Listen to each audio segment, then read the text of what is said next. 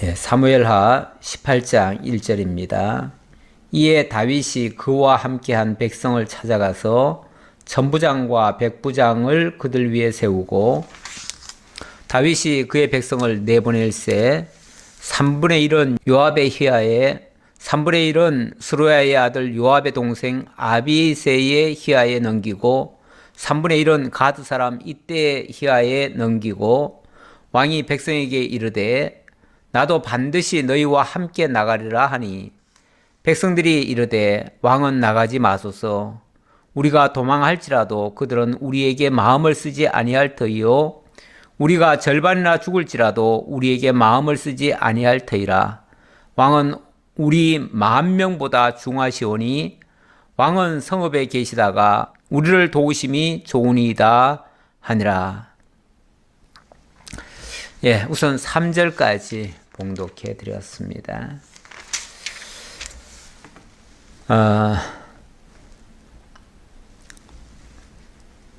압살롬에게 두 책사가 있었죠.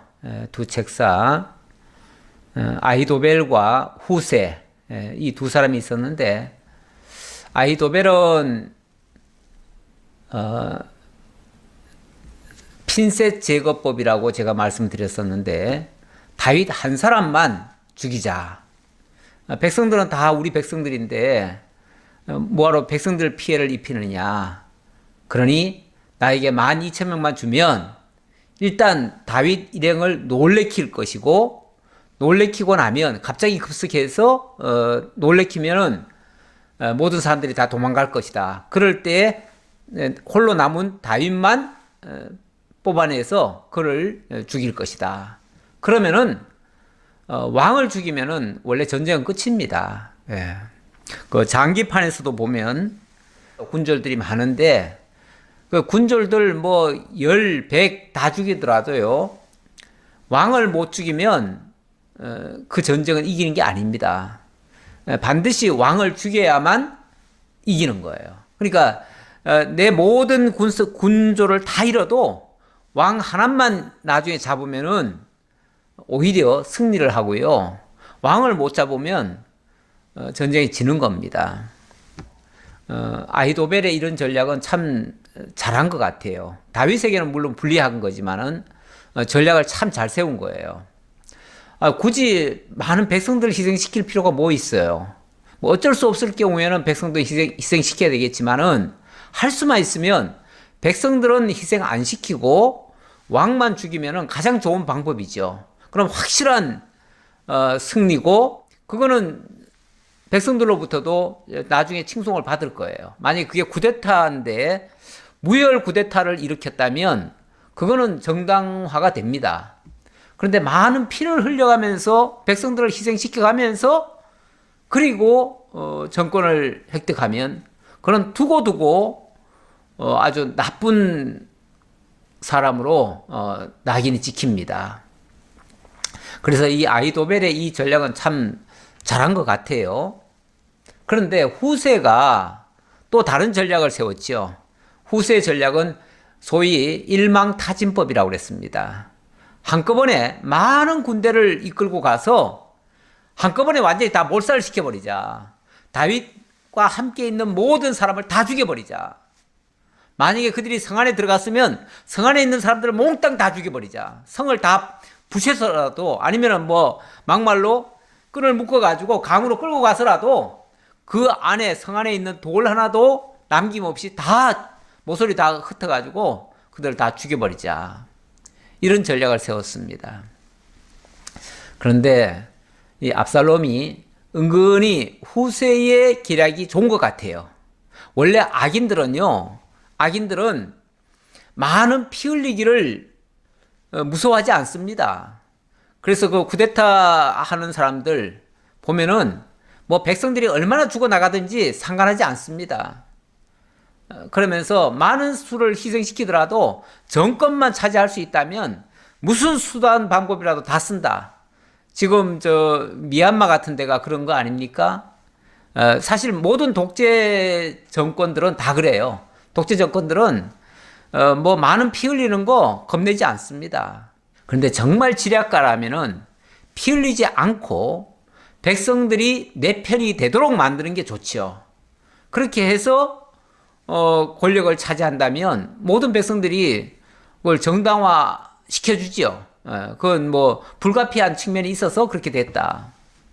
그래서 이 아히도벨의 이 계략이 참 좋았는데 문제는 이 압살롬이 그거는 뭔가 좀 미심쩍다. 그래가지고는 될 것 같지도 않고, 왜냐하면 다윗이 워낙 용맹하다는 걸 알잖아요. 그리고 다윗 곁에 있는 누굽니까? 요압, 아비세 이런 장군들이 너무나 뛰어난 장군들이기 때문에 괜히 섣불리 건드렸다가는 우리가 오히려 역공당할 수 있다라고 하는 그 말이 설득이 됐어요. 그 말에.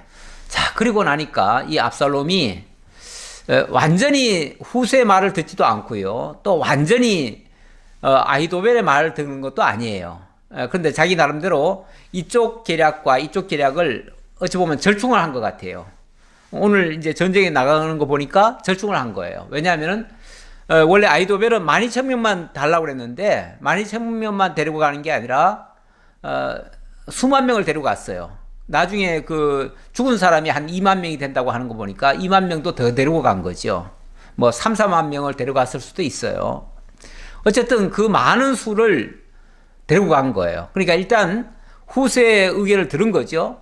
그리고 빨리 가야 된다 하는 말은 또 어찌 보면 아히도벨의 계략을 들은 거예요. 그래서 이쪽과 이쪽을 절충을 해가지고 자기 나름대로 그래 이것과 이것을 조합하면은 가장 이상적인 방법이 되겠다 해가지고 아주 자신만만하게 자기가 직접 군대를 이끌고 쳐들어갔습니다.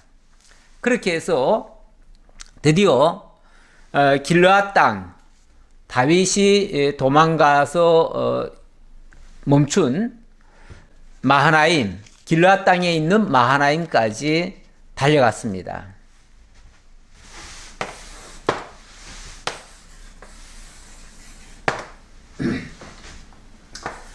예루살렘에서부터 출발해서 그 나루터까지 원래 다윗이 이 나루터에서 하룻밤을 자고 가려고 했어요.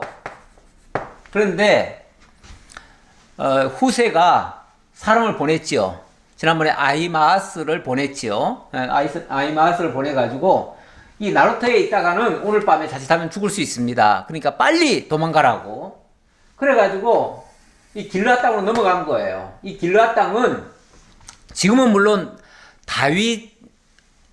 다윗의 나라 안으로 들어왔습니다만은 사실 얼마 전까지만 해도 이쪽이 이제 암몬인데 이 암몬의 지배를 받고 있던 지역이에요.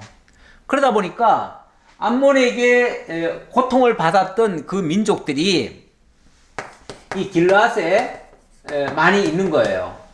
그런데 다윗이 이 암몬 치하에 있던 길르앗 사람들을 많이 구출을 해줬어요.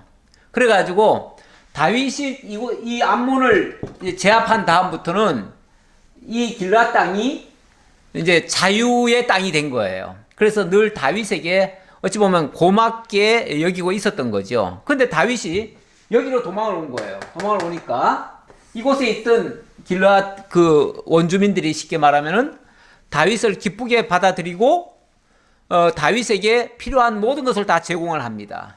이렇게 해서 다윗이 여기서 이제 보호를 받고 어찌 보면 여기서 전열을 가다듬을 수 있었어요.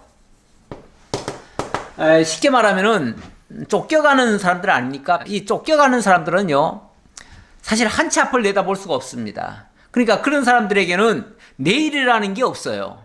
어떤 계략도 세울 수가 없어요. 왜? 우선 살기 위해서 도망가는 게 급급하니까요. 그렇게 초급하게 도망을 가던 다윗에게 어찌 보면 이들이 이 길르앗 사람들이 든든한 후원군이 되어준 거예요. 그래서 다윗은 이곳에 와가지고 여기 마하나임이라고 하는 곳이 있는데 이 마하나임에 머무르면서 여기서 이제 전열을 가다듬고 있어요. 그런데 아니나 다를까 이 압살롬이 쳐들어왔어요. 쳐들어와서 여기요 길르앗 요 밑에 여기에 진을 쳤어요. 진을 치고 이제 오늘 밤이면은 어찌 보면은 이제 완전히 이제 전쟁이 일어날 거예요. 뭐 그런 이제 시국이죠. 어찌 보면 다윗으로서는 절대절명의 위기 상황이죠. 왜? 지금 다윗은 솔직히 도망가는 무리들이 얼마나 되겠습니까? 기껏해야 뭐 수백 명 되겠죠. 뭐 많아봤자 천여 명 밖에 안 되겠죠. 그 정도 숫자가 지금 수만 명이 와가지고 한꺼번에 일망타진하려고 왔으니까 얼마나 무서운 세력입니까? 그런데 다윗이 여기서 전열을 가다듬으면서 이곳에 있던 사람들 몇몇 사람들의 도움을 받게 됩니다. 여기 보면 뭐 가드 사람 이때 뭐 이런 사람도 나오는데 나중에 보면은 또 여기 길르앗에 있던 바르실레 또 뭐 미갈 뭐 또 나하스의 아들 소바 뭐 이런 사람들이 어찌 보면 좀 도와주는 편이에요. 다윗을 좀 도와주게 된 거예요. 쉽게 말하면은 다윗에게 지금 우굴이 생긴 거예요. 그러다 보니까 다윗이 뭘 할 수 있냐면 이제 계략을 세울 수가 있어요. 그래서 오늘 내용에 보니까 이런 말이 나오죠. 이에 다윗이 그와 함께한 백성을 찾아가서 천부장과 백부장을 그들 위에 세우고 다윗이 그의 백성을 내보낼새 3분의 1은 요압의 휘하에 3분의 1은 스루야의 아들 요압의 동생 아비사의 휘하에 넘기고 3분의 1은 가드 사람 이때의 휘하에 넘기고 이렇게 나오죠. 다시 말하면 얼마 되지 않는 백성들이지만 우군들이 생겼으니까 그 우군들을 이용을 해가지고 군대를 편성을 한 거예요. 거기다가 뭐 백부장, 십부장 이렇게 세워가지고 좀 관리하도록 쉽게 말하면 이 군대라고 하는 거는 지휘관이 있어야 되거든요. 지휘관의 명령에 따라서 일사불란하게 움직여야 되는데 그러려면은 어떤 조직을 만들어 줘야 돼요. 그래서 백부장, 천부장을 세웠다. 그러니까 천부장까지 세웠다는 거는 꽤나 백성들이 많았다는 얘기죠. 근데 그걸 이제 3대로 나눴다고 하니까 예를 들어서 천부장이 3명이면은 3,000명이 되겠죠. 예를 들면 그 중에 그 천부장을 쉽게 말하면 셋을 세운 모습이죠. 그런 식으로 하고 세 대로 나눴다 그랬어요. 그 대를 세 대로 나눠 가지고 3분의 1은 요압, 또 3분의 1은 아비셀, 또 3분의 1은 이때는 이 가드 사람입니다. 이 요압과 아비셀은 형제들이에요. 스루야의 아들 요압. 요압은 지금까지 장군이었고요. 쉽게 말하면 총사령관이었죠. 총사령관. 그리고 이 아비셀은 요압의 동생입니다. 동생. 자, 이들이 굉장히 용맹하게 그동안도 전쟁을 잘해왔는데 어쨌든 이들은 다윗 편에 있어요. 그래서 이들을 3대로 나눠가지고 군대를 조직한 겁니다. 자, 그리고 왕이 백성에게 이르되 나도 반드시 너희와 함께 나가리라 하니 백성들이 이르되 왕은 나가지 마소서. 자, 이렇게 군대를 나눠 놓고 이제 너희들이 이 압살롬의 군대와 쉽게 말하면은 이제 대결을 할 때 이렇게 이제 그들이 한꺼번에 왔지만은 아직 무조건 달려만 왔지 어떤 작전을 제대로 펼칠 수는 없는 상태인데 다윗의 군대를 셋으로 나눠 놓는 거예요. 나눠 놓고 아마 하나는 앞에서 맞이할 것이고요.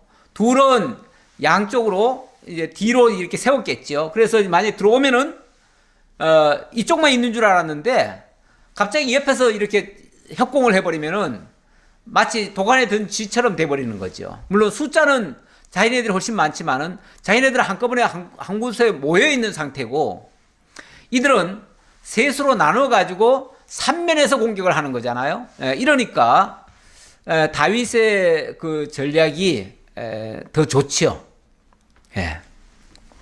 그런데 이 일을 다윗이 직접 나가서 내가 진두지휘하겠다라고 말을 했어요. 그랬더니 백성들이 뭐라고 그러냐면 아니 왕께서 전쟁에 직접 나가시면 어떡합니까? 지금 적들은 우리들 백성들을 전부 다 상대로 해서 싸우려고 하는 게 아니라 오히려 왕만 죽이면은 자기네들은 승리한다고 생각하기 때문에 어쩌면은 표적을 왕으로 삼을 텐데, 왕이 만약에 전쟁터 앞에 나가면은 당연히 왕 죽이지요. 그러니까 왕이 죽어버리면은 우리는 싸우나 마나 다 끝나는 거니까 게임 끝이에요. 그러니까 왕께서는 지금 나설 일이 아닙니다. 왕이 죽는다면은 우리 10,000명 죽는 것보다 왕 한 사람 죽는 게 더 좋지 않은 겁니다. 그러니까 왕은 나갈 생각하지 마시고 저 뒤에 계시다가 우리가 만약에 싸워서 이긴다면 그때 왕이 나오셔서 영광을 취하시면 됩니다. 이렇게 얘기하는 거예요. 그러면서 백성들이 이르되 왕은 나가지 마소서. 우리가 도망할지라도 그들은 우리에게 마음을 쓰지 아니할 터이요 우리의 절반이나 죽을지라도 우리에게 마음을 쓰지 아니할 터이라. 왕은 우리 10,000명보다 중하시오니 왕은 성읍에 계시다가 우리를 도우심이 좋으니이다 하니라. 바로 그런 뜻이에요. 예, 어쩌면 적들은 왕만 노릴 겁니다. 그러니까 왕이 절대 앞장서지 마시고, 아마도 우리가 절반이나 죽는다고 해도 저들은 우리 신경 안 쓰고 왕만 찾을 겁니다. 그러니 일단 왕은 성 안에 가만히 계시다가 우리가 어느 정도 이겼다고 할 때 그때 왕께서 나오셔서 이 승리를 거두시면 좋겠습니다. 이렇게 얘기하는 거죠. 그렇게 해서 왕이 그들에게 이르되 너희가 좋게 여기는 대로 내가 행하리라. 좋다. 너희들이 그렇게 생각했다면 내가 그렇게 따라 주겠다. 그러니까 왕이 어찌 보면 일단은 왕이 도망가려는 자세는 아니죠. 내가 앞장서겠다. 내가 진두지휘하겠다라고 했으니까 백성들은 이미 왕이 앞장서려고 한다는 그 말 한마디만 들어도요, 백성들은 전부 다 사기가 충천합니다. 왜? 왕이 우리와 함께 한다. 이걸 생각하면요, 사기가 충천해요. 근데 왕이 만약에 도망가려고 한다, 먼저. 그러면은 백성들이, 아니, 왕도 안 싸우는 전쟁을 우리가 왜 싸워? 우리가 왜 왕을 위해서만 왜 희생해야 돼? 이러고 우리도 싸울 의지가 없어져 버리죠. 그래서 전쟁에는 원래 그 장군들이 진두 지휘를 하거나 아니면 왕이 그 의지를 확실하게 밝혀줘야 돼요. 그건 굉장히 중요한 겁니다. 전쟁에서. 자, 그렇게 해서 하고 문 곁에 왕이 섬에 모든 백성이 100명씩 1000명씩 대를 지어 나가는지라. 100명씩 1000명씩. 그러니까 전체가 예를 들어서 한 쪽이 3분의 1씩 예를 들어서 1000명이라고 하면 거기에 또 100명씩 100명씩 이렇게 또 나눠서 나갔다 그 얘기죠. 왕이 요압과 아비새와 이때에게 명령하여 이르되 나를 위하여 젊은 압살롬을 너그러이 대우하라 하니 왕이 압살롬을 위하여 모든 지휘관들에게 명령할 때에 백성들이 다 들으니라. 그런데 왕이 지금 전쟁을 지금 앞두고 있으면서 상대 적이죠. 적인 그 압살롬, 아들이면서 적이죠. 아들이면서 적인데 이 적을 향해서 뭐라고 그러냐면은 너희들이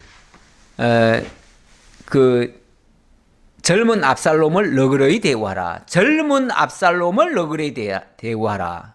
원래 젊은 압살롬이라고 표현하는 거는요, 이 젊다는 거는 뭐 용맹하고 뭐 활기 넘친다 이런 측면도 있지만 또 하나의 측면은요, 좀 철이 없다. 젊은 사람들이 모든 것을 다 겪어보질 않았기 때문에 자기 입장에서만 생각하고 상당히 이기적일 수가 있어요. 특히 젊은이들이 더 할 수 있습니다. 그런 면에서. 젊은이들은요, 뭐 나라가 어쩌고 또 부모 세대가 어쩌고 이런 거에 크게 신경 안 씁니다. 내가 행복하냐 안 하냐, 내가 잘 사느냐 못 사느냐 이것만 가지고 더 따져요. 그러니까 어찌 보면 국가 간에서나 이런 데서 굉장히 약합니다. 젊은이들은. 상당히 또 이기적일 수도 있고요. 뭐 젊은이라고 다 그런 건 아닌데 아무래도 그만큼 경험이 부족해서 그래요. 이 나라에 대한 애국심이 많아지는 이유는 뭐겠어요? 어려운 시절을 많이 겪어봐요. 나라가 어려운 위기 상황에 놓였던 것을 겪은 세대들은요, 다시는 그런 일이 있으면 안 되겠다 해가지고, 나라가 어려우면 내가 희생을 하더라도 내가 싸우겠다. 이렇게 나옵니다. 다시 말하면 좀 이타적인 생각을 하는 거죠. 그런데 젊은이들은 그런 걸 안 겪어봤기 때문에 자기가 고통스러우면 뭐 부모고 뭐고 없습니다. 예. 그런 거를 다른 말로 하면은 철없다 이렇게도 얘기할 수 있죠. 철이 없다. 아직 철이 안 들었다. 그러니까 젊은 압살롬을 좀 너그러이 대우하라 이 말 속에는 압살롬이 그런 짓 한 거는 어찌 보면 철이 없어서 그런 거니까 너희들이 그렇다고 완전히 혹독하게 대하지 말고 좀 너그럽게 대우해줘라. 나를 봐서라도. 아니 지금 적과 싸워야 되는데 적을 너그럽게 봐주라고 하면 어떡합니까? 어쩌면 앞에서 왕께서는 나가지 마시고 그냥 여기 성 안에 계십시오. 우리가 나가서 싸우겠습니다. 이렇게 말한 의도 속에는 괜히 왕 나가봤자 아들하고 지금 맞대응을 해야 되는데 아들이 직접 지금 군대를 이끌고 나왔잖아요. 그러면 아들하고 직접 맞대응을 해서 싸워야 되는데 왕이 마음이 약해가지고요. 차마 자식을 죽이려고 할 수가 없습니다. 그러면은 지휘를 해가지고 나가서 싸워라. 저걸 죽여라. 이래야 될 텐데 그 말을 못하는 거예요. 그러면 싸울 수가 있나요? 뒤에서 왕이 지켜보고 있는데 그 아들 죽일 수 있나요? 죽일 수가 없어요. 그러면 전쟁 안 되는 거예요. 어찌 보면 아버지를 앞에다 세웠다가는 아들 앞에서 아유 차라리 내가 죽지 이러고 있을 거예요. 그러니 한편에서는 왕을 위하기도 하지만 왕 앞세웠다가는 이 전쟁 못한다라는 생각이 들었을 수도 있어요. 그러니까 왕은 그냥 가만히 계시고 우리가 다 싸우고 이기거들랑 그때 나오세요. 이렇게 얘기한 거죠. 왕이 압살롬을 위하여 모든 지휘관들에게 명령할 때 백성들이 다 들으니라. 근데 이 말을 백성들한테까지 다 듣도록 해버렸어요. 이렇게 되면 백성들 사기가 좀 떨어집니다. 사실은. 왜냐하면 압살롬을 보면 죽여야 되는데 압살롬이 지금 적장 아닙니까? 적의 지금 왕이 아닙니까? 그럼 왕을 죽여야 이 전쟁이 이길 텐데 왕을 너그럽게 대하라고 하니 아들을 너그럽게 대하라고 하니 싸울 수가 있어야지요. 살살 때려라. 때려도 살살 때려라. 죽여도 살살 죽여라. 곱게 죽여라. 이 말인데 그러기 어렵잖아요. 전쟁터에서. 이에 백성이 이스라엘을 치러 들로 나가서 에브라임 수풀에서 싸우더니 거기서 이스라엘 백성이 다윗의 부하들에게 패하며 그날 그곳에서 전사자가 많아 2만 명에 이르렀고 자 드디어 전쟁이 터졌습니다. 전면전이 붙었어요. 붙었는데 전쟁의 결과는 어떻게 됐는가? 일단은 이스라엘 백성 2만 명이 죽었다. 그 말은 압살롬이 데리고 온 그 군대 2만 명이 죽었다. 그 얘기예요. 예. 그러니까 압살롬이 지금 이스라엘의 왕이 돼버렸잖아요. 다윗은 지금 피난한 왕이 돼버렸고 도망간 왕이 돼버렸고 이스라엘의 군대는 지금 압살롬이 이끌고 있기 때문에 결국 이스라엘 군대가 압살롬의 군대예요. 그래서 이스라엘 군대가 2만 명이나 죽은 거예요. 그러니까 2만 명보다도 더 데려왔다는 증거지요. 그러니까 뭐 3만 명이 됐는지 4만 명이 됐는지 모르겠어요. 어쨌든 엄청나게 많은 숫자가 왔고 그 중에 2만 명이 죽었다. 완전히 어찌 보면 완전 패한 거죠. 완전 패한 거예요. 그 정도 되니까 이제 압살롬도 더 이상 우리가 싸워서는 승산이 없다 하니까 이제 도망가기 시작하는 거예요. 그 땅에서 사면으로 퍼져 싸웠으므로 그날의 수풀에서 죽은 자가 칼에 죽은 자보다 많았더라.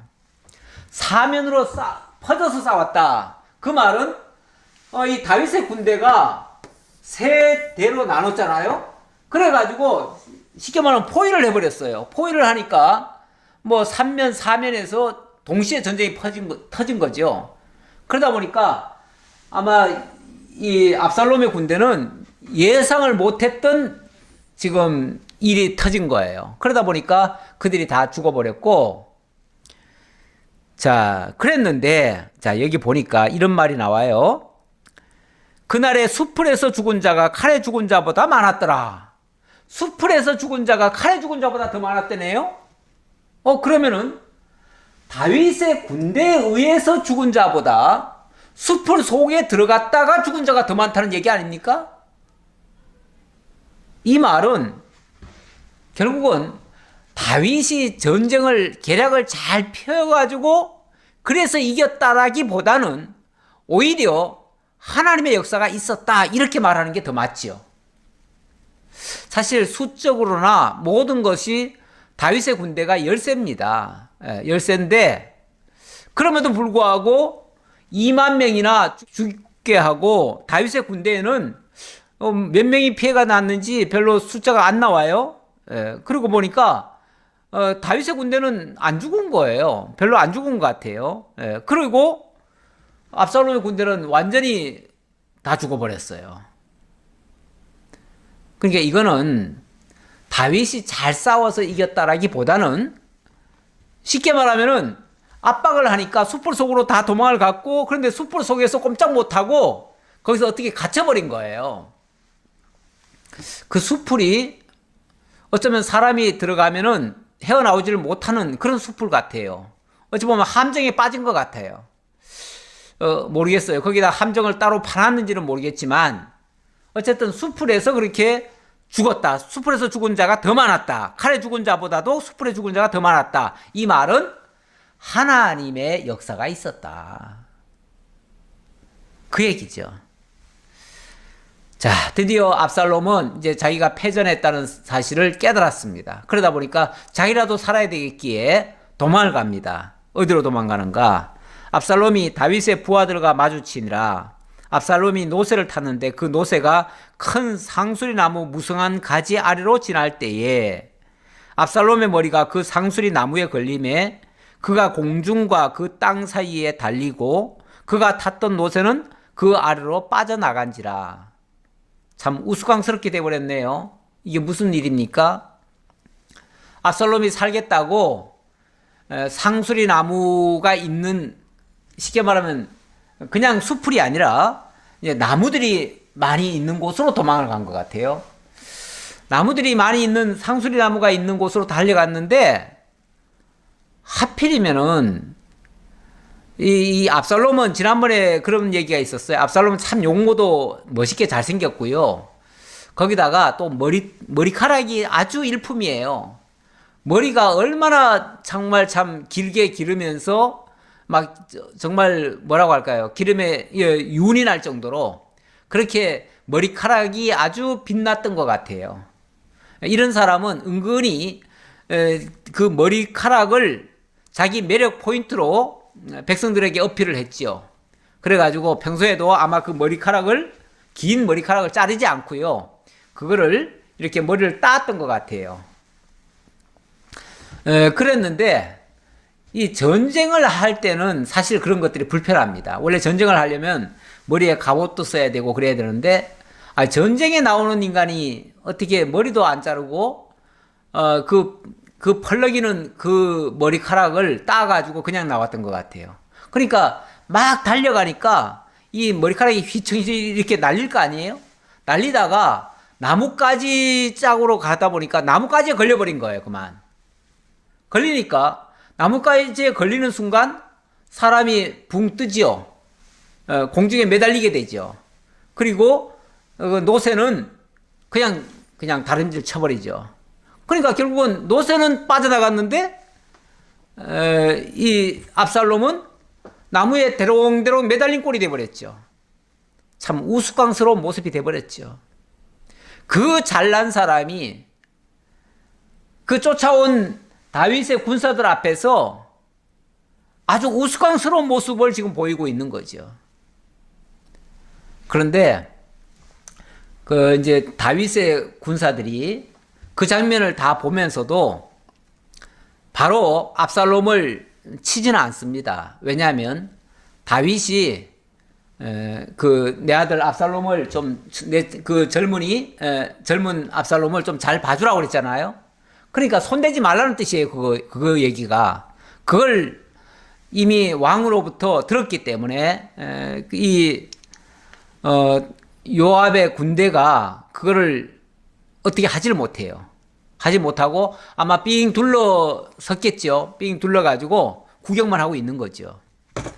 그러다가 한 사람이 보고를 합니다. 한 사람이 보고 요압에게 알려 이르되 내가 보니 압살롬이 상수리 나무에 달렸더이다 하니 요압이 그 알린 사람에게 이르되 네가 보고 어찌하여 당장에 쳐서 땅에 떨어뜨리지 아니하였느냐.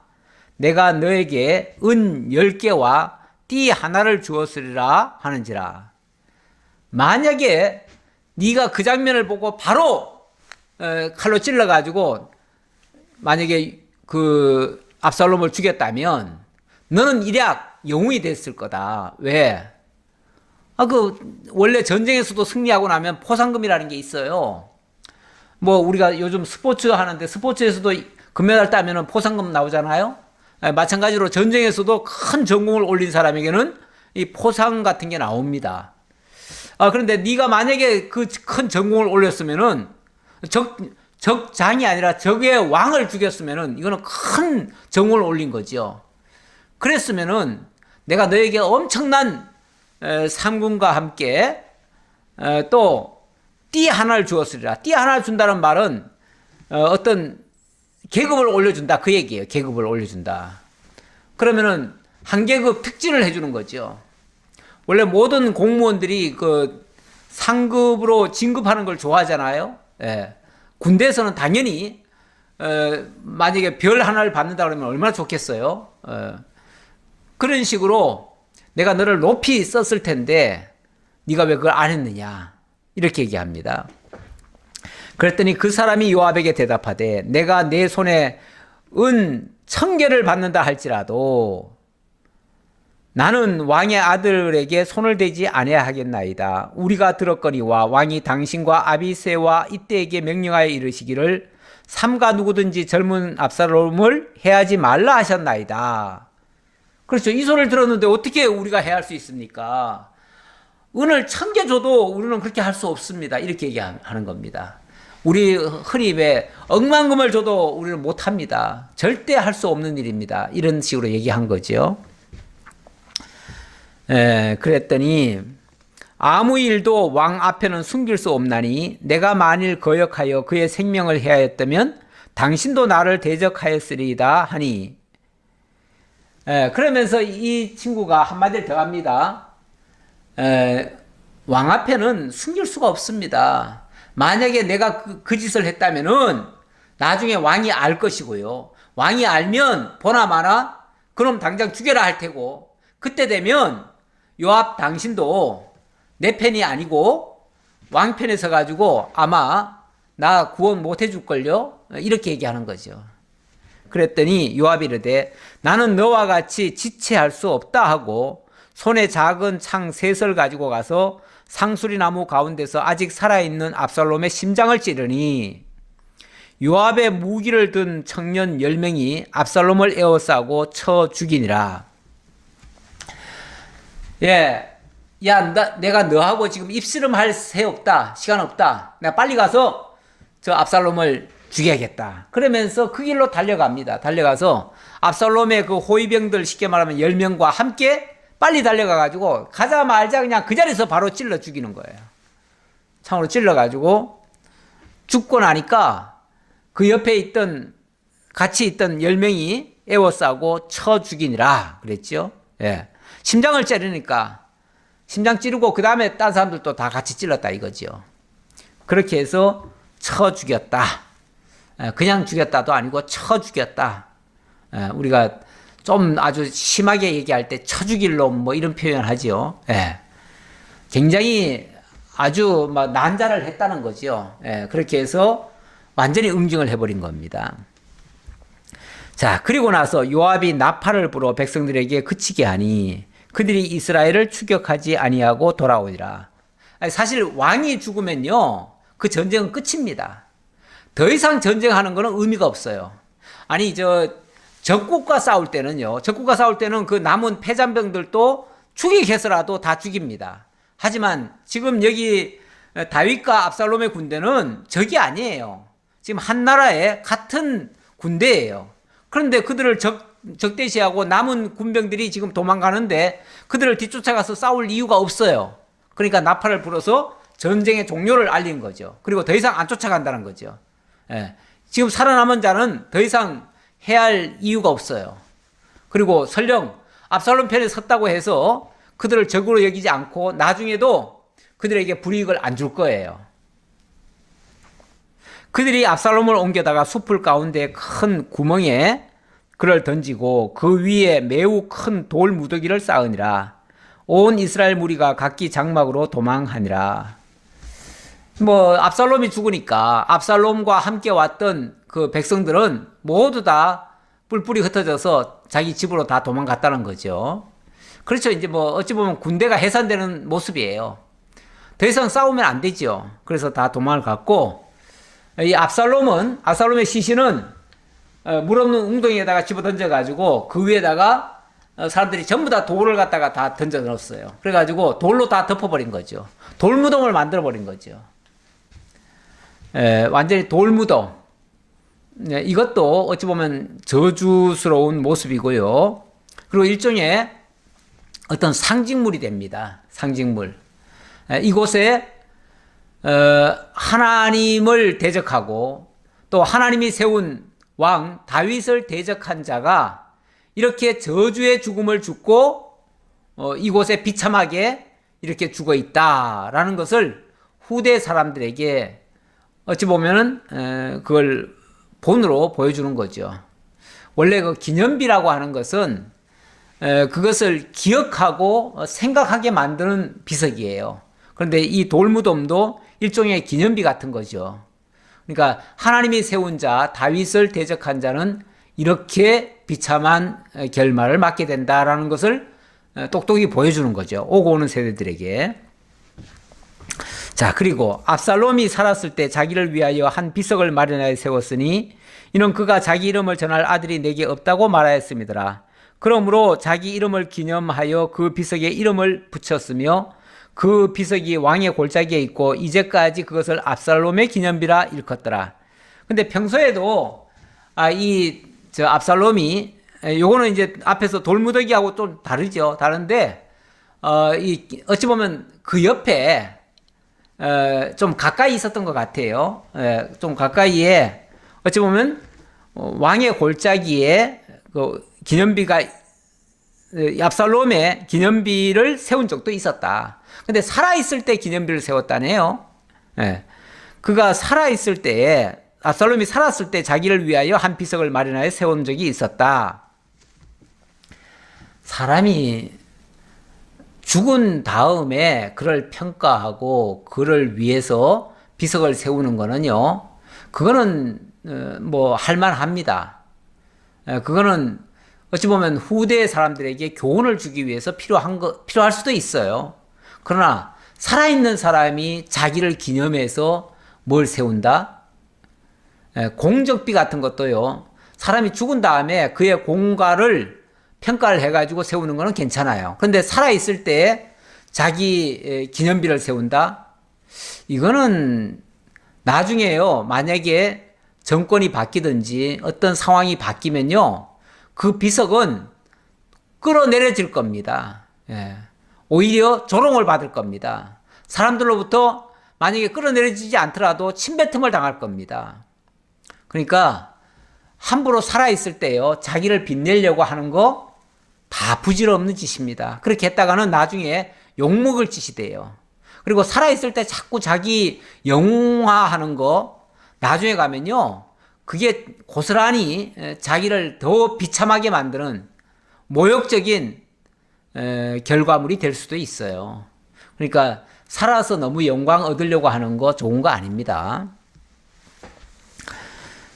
자, 일이 여기까지 왔습니다. 여기까지 오니까 이제 이 사실이 이제 다윗에게 전달이 돼야 될 거 아니겠어요? 그래서 이 소식을 이제 전하려고요. 19절 사독의 아들 아히마아스가 이르되 청하건대 내가 빨리 왕에 가서 여호와께서 왕의 원수 갚아주신 소식을 전하게 하소서. 이 사독의 아들 아히마아스, 지난번에 그 왕궁에 있다가 다윗에게 이 소식, 이 위험한 소식을 빨리 전하려고 도망왔던 사람이죠. 도망왔던 사람인데 이 사람이 이렇게 기쁜 소식 빨리 왕에게 전해야 되겠습니다 하고 제가 전할 수 있도록 허락하십시오 라고 요압한테 요청을 했더니 요압이 그에게 이르되 너는 오늘 소식을 전하는 자가 되지 말고 다른 날에 전할 것이니라. 왕의 아들이 죽었나니 네가 오늘 소식을 전하지 못하리라 하고. 그렇죠. 지금 아히마아스가 생각했을 때는 다윗을 괴롭히던 적이 된 그 압살롬이 죽었다는 소식이 기쁜 소식이 맞지만은, 그러나 다윗 입장에서는 자기 아들이 죽은 거 아닙니까? 자기 아들이 죽었는데 어떻게 그거를 기쁜 소식이라고 받을 수 있겠습니까? 만약에 그렇다고 기쁜 소식이라고 만약에 전해주는 자가 있다면요, 다윗 마음속에 이걸 기쁜 소식이라고? 내 아들 죽은 게 기쁜 소식이라고? 그러면서 오히려 그 소식 전하는 자에게 화를 선언할 수도 있어요. 그렇지 않겠어요? 그러니까 요압이 아히마아스야, 이 철부지야. 아히마아스는 좀 젊은이라고 그랬잖아요. 이 젊은 사람들의 특징은 이것저것을 제대로 고려를 못해요. 삶의 경륜이 아무래도 적기 때문에 그냥 보이는 대로만 얘기하는 거예요. 그냥 보이는 대로만. 자기 생각에는 다윗이 좋아할 것 같죠. 왜? 다윗을 괴롭히던 사람이 죽었으니까 좋아할 것 같지만 이거는 생각이 모자란 거예요. 그래서 아히마아스가 이렇게 얘기하니까 요압이 말리면서 요압이 구스 사람에게 이르되 네가 가서 본 것을 왕께 아뢰라 하며 구스 사람이 요압에게 절하고 다름질하여 가니, 이 구스 사람은 애굽에서 올라온 사람들이에요. 이 애굽 지역이 원래 애굽 아래가 원래 구스고, 구스가 지금 말로 하면 이디오피아입니다. 이디오피아에서 올라온 사람들이 있어요. 그런 사람들이 일종의 뭐 종의 신분이었을 거예요. 그런 사람은 좀 안 좋은 소식을 전하더라도 화가 좀 덜하지요. 그러니까 나쁜 소식이죠. 한마디로 말해서 나쁜 소식은 어찌 보면 그런 사람들에게 전하게 하고, 아히마아스는 좋은 소식을 전해야지요. 그래서 만류했던 것이고, 또 안 전할 수는 없잖아요. 누군가는 전해야 돼요. 전해야 되는데 누군가는 전해야 된다면 구스 사람한테 이 일을 맡기자, 그 얘기죠. 자, 그랬더니 사독의 아들 아히마아스가 다시 요압에게 이르되 청하건대 아무쪼록 내가 또한 구스 사람의 뒤를 따라 달려가게 하소서 하니, 요압이 이르되 내 아들아 너는 왜 달려가려 하느냐? 이 소식으로 말미암아서는 너는 상을 받지 못하리라 하되 그가 한사코 달려가겠노라 하는지라. 한사코 달려가겠다. 그러니까 아히마아스는 요압이 그렇게 말했지만은 그래도 이거 기쁜 소식인데요, 이거 빨리 전해야 돼요, 이렇게 얘기하는 거죠. 이게 이제 철이 좀 부족한 거예요. 철이 좀 없는 거예요. 그랬더니 요압이 야, 네가 빨리 가가지고 전해준다고 해가지고 네가 이걸로 상 받을 줄 알아? 칭찬 받을 줄 알아? 그 말이에요. 칭찬 받을 줄 알아? 아니야. 네가 이 소식 전하면은 다윗이 너무너무 괴로워가지고 오히려 다윗에게 슬픈 소식이 될 거야. 그러니까 너는 이 소식 전하면 안 돼 라고 얘기했는데, 그래도 제가 빨리 가야 되겠습니다. 막 그냥 안달이 나서 죽을 지경이에요. 아히마아스는 빨리 가고 싶어가지고. 원래 이 아히마아스가 또 발걸음이 빠르다고 그랬잖아요. 아무래도 젊은이고 발걸음도 빠르고 이러니까 사람이요, 자기가 재주가 있는 사람은요, 그 재주를 쓰고 싶어가지고 안달이 납니다. 이 사람은 달리기 잘하고 또 말도 좀 잘하는 것 같아요. 그러니까 그냥 얘기를 빨리 전하고 싶어가지고 안달이 났어요. 그러니까 요압에 이르되 그리하라 하니 아히마아스가 들길로 다름질하여 구스 사람보다 앞질러 가니라. 아니 구스 사람이 먼저 나쁜 소식 전하고 니는 천천히 가라. 내일 가라. 가더라도 내일 가라 그랬더니 아니에요. 나 빨리 가야 돼요. 그랬더니 그래 그러면 가라. 가는데 좀 시간차를 두고 보냈으니까 그래 뭐 나중에 도착하겠지. 구스 사람이 먼저 도착해서 전하고 그 다음에 전하겠지. 이렇게 이제 생각을 하고 그러면 가라고 했어요. 그런데 이게 또 웬일입니까? 이 아이마스는 얼마나 발걸음이 빠른지 구스 사람보다 훨씬 더 빨리 달려요. 뿐만 아니라 구스 사람은 큰 길로 따라서 쭉 가는데 큰 길이라고 하는 게 이제 산길이나 이런 데는 이렇게 휘어서 가잖아요. 굽어서 가잖아요. 굽어서 가는데 이 아이마스는 마음이 급하니까 언제 이렇게 돌아가냐는 거죠. 그러면서 산길로 가버리는 거예요. 산길로. 산길로 해서 다른 길로 그냥 들길로, 여기는 들길이라고 했는데 뭐 산이나 들이나 뭐 같은 말이죠. 들길로 해서 그냥 막 가로질러서 갔다는 얘기예요. 그러니까 더 빨리 도착하지요. 자, 24절이네요. 때에 다윗이 두 문 사이에 앉아 있더라. 파수꾼이 성문 위층에 올라가서 눈을 들어보니 어떤 사람이 홀로 달려오는지라. 이 왕은 지금 궁금해 죽을 지경이에요. 이게 어떻게 됐을까? 전쟁이 어떻게 됐을까도 걱정되지만 혹시 압살롬에게 무슨 해나 일어나지 않았을까? 이게 걱정되고 있어요. 그래서 성 안에 가만히 있으라고 그랬는데 성 안에 가만히 있지를 못하고 성문 위층에 올라와 가지고 저 바깥을 내다보고 있는 거예요. 자, 그랬더니 어떤 사람이 막 혼자 달려와요. 달려오는 걸 보니까 파수꾼이 외쳐 왕께 이르되 아렘에 왕이 이르되 그가 만일 혼자면 그의 입에 소식이 있으리라 할 때에 그가 점점 가까이 오니라.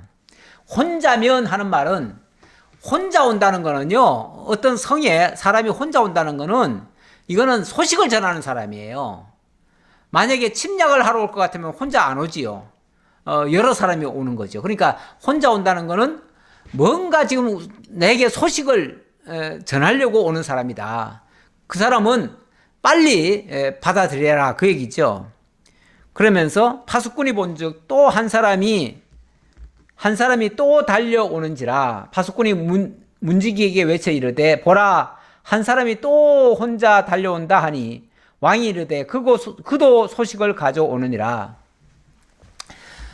그런데 파수꾼이 멀리 내다보니까 한 사람만 오는 게 아니라 한 사람 오면 소식 전한다고 했는데 저 뒤쪽에 또 한 사람이 오는 거예요.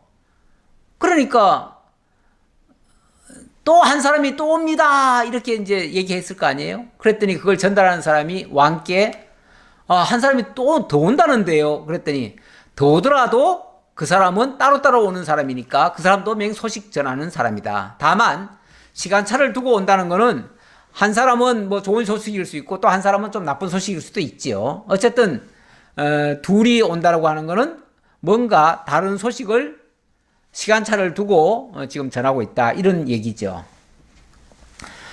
그런데 27절 보니까 파수꾼이 이르되 내가 보기에는 앞선 사람의 다름질이 사독의 아들 아히마아스의 다름질과 같으니이다 하니 왕이 이르되 그는 좋은 사람이니 좋은 소식을 가져오느니라 하니라.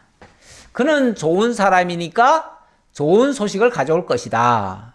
맞는 말이죠. 좋은 사람은 좋은 소식을 전하게 돼 있죠. 근데 좋은 사람이 좋은 소식을 전할 거라고 기대했는데 만약에 나쁜 소식 전하면 절망이죠. 큰 충격을 받죠. 자, 드디어 이 달려오는 사람이 도착을 했습니다. 28절. 아히마아스가 외쳐 왕께 아뢰되 평강하옵소서 하고 왕 앞에서 얼굴을 땅에 대고 절하며 이르되 왕의 하나님 여호와를 찬양하리로소이다. 그의 손을 들어 내 주 왕을 대적하는 자들을 넘겨주셨나이다 하니 내 주 왕을 대적하는 자들을 넘겨주셨나이다 하니 이 말은 승리했다 그 말이죠.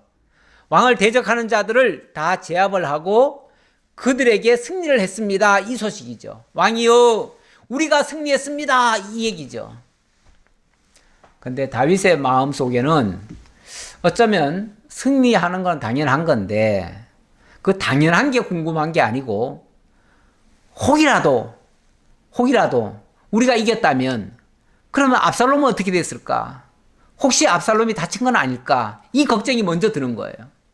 그래서 왕이 이르되 젊은 압살롬은 잘 있느냐 하니라.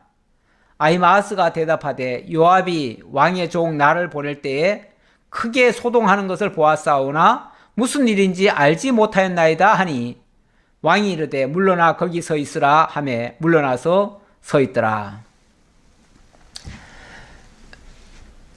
젊은 압살롬은 잘 있느냐, 이 말은 내 아들 압살롬은 무사하냐 이 얘기죠. 이 얘기인데 아마 다윗은 우리가 이겼습니다 하니까 아마 압살롬을 잡아다가 혹시 포로로 잡고 있을지 모르겠다 이 정도 생각했을 것 같아요. 이 정도 생각해서 그래서 압살롬은 괜찮냐, 압살롬은 무사하냐 이렇게 지금 물어본 거예요.